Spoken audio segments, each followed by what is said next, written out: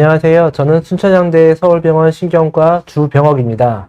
네, 안녕하세요. 저는 세브란스 병원 신경과 김경민입니다. 뇌파 검사를 할 때 특별한 경우에 이제 비디오 뇌파 검사라는 거를 하는 경우가 있습니다. 비디오 뇌파 검사는 제목 그대로 비디오를 찍으면서 뇌파 검사를 하는 겁니다. 가장 특징적인 거는 병원에 입원을 하는 경우가 된다라는 거죠. 그래서 비디오를 이제 촬영할 수 있는 방에서 보통 진행을 하게 되고요. 뇌파를 달고 움직일 수 있습니다. 가만히 24시간 동안 침대에 누워 있어야 되는 건 아니고요. 달아놓고 이제 달고 화장실을 간다거나 그 방 안에서 왔다 갔다 하면서 움직일 수 있고요. 하면서 이제 뇌파도 찍고 비디오도 찍는 거죠. 그래서 환자가 어떤 특정한 증상이 있다거나 할 때 그 증상과 더불어서 뇌파의 변화를 알 수가 있는 겁니다.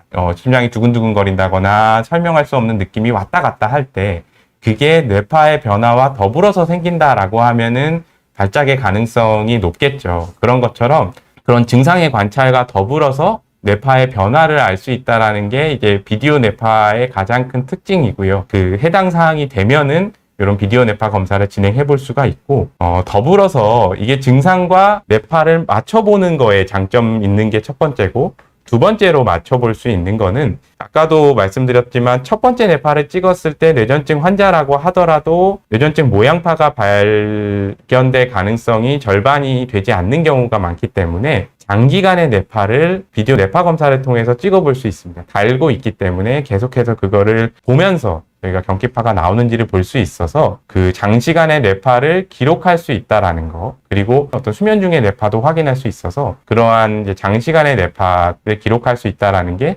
비디오 뇌파 검사의 가장 큰 특징이 될 것 같습니다. 네, 이렇게 그 환자분의 증상이 있을 때 여기에 뇌파를 달아놓고 이제 뇌파를 보면서 증상과 뇌파를 맞춰 보면서 환자분의 이제 증상이 뇌전증과 관련되어 있는지 확인할 수 있고 계속 보고 있는 저희 테크니션들이나 이렇게 있기 때문에 환자 상태도 확인을 해볼 수가 있습니다. 그리고 의료진이 가서 환자의 상태를 물어본다든지 그 당시에 어떤 느낌이 들었는지도 확인해 본다든지 그런 이제 비디오 뇌파 검사를 통해서 이것들이 뇌전증과 관련된 현상인지를 확인해 볼 수 있는 좋은 도구가 될 수 있습니다. 네, 그러면 교수님 이런 비디오 뇌파 검사 같은 경우에 주로 이제 저희 의사 선생님들이 언제 환자분들한테 이제 해보자고 이야기를 할 수가 있을까요? 이게 비디오 뇌파 검사가 이제 뇌파 검사에 추가적으로 굉장히 해상도가 높은 이제 카메라를 이용해 가지고 환자의 어떤 증상을 굉장히 자세하게 함께 기록하는 검사인데 크게 이제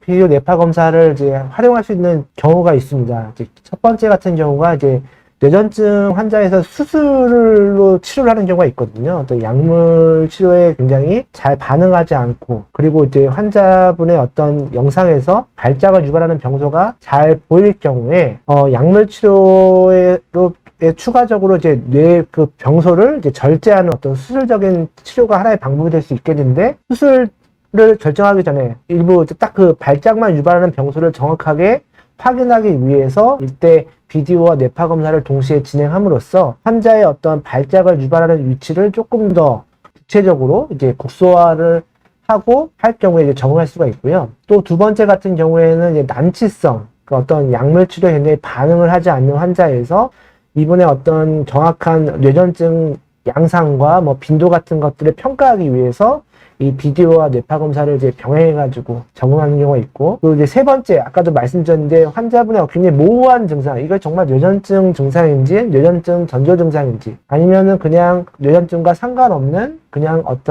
기분 이상인지, 어지러움증인지, 그런 것들이 잘 구별이 안 될 때가 있거든요. 또 간혹가다 환자분들이 갑자기 막 이렇게 손이 떨리는데, 이게 어떤 발작과 연관 없는 어떤 스트레스에 의한 어떤 떨림일 수도 있는데, 그런 정말 진정한 뇌전증과 뇌전증을 시사하지만 뇌전증이 아닌 가성 뇌전증이라고 하거든요. 그거를 이제 구별할 경우에도 이 비디오 뇌파 검사를 시행하면은 그 증상이 있을 때 뇌파가 정말 그 뇌전증에 합당한 변화가 있다고 한다면 뇌전증이지만, 그렇지 않을 경우에는 이제 가성 뇌전증으로 이렇게 진단을 할 수 있게 됩니다. 네, 말씀 주신 것처럼 이 비디오 뇌파 검사를 통해서 이제 뇌전증과 가성 뇌전증을 감별을 하는 데 있어서 중요한 점은 이게 뇌전증이라고 하면은 발작이 늘어난 거기 때문에 발작이 계속 있으면은 경우에는 항경련제를 통해서 발작 조절을 해야 되는 상황인 거고, 가성내전증 같은 경우에는 그러한 가성내전증을 일으킬 수 있는 제반적인 어떤 상황들, 혹은 어떤 어떤 기분이나 혹은 어떤 불안이나 이런 기저에 있는 것들을 또 같이 치료를 해드려야 돼서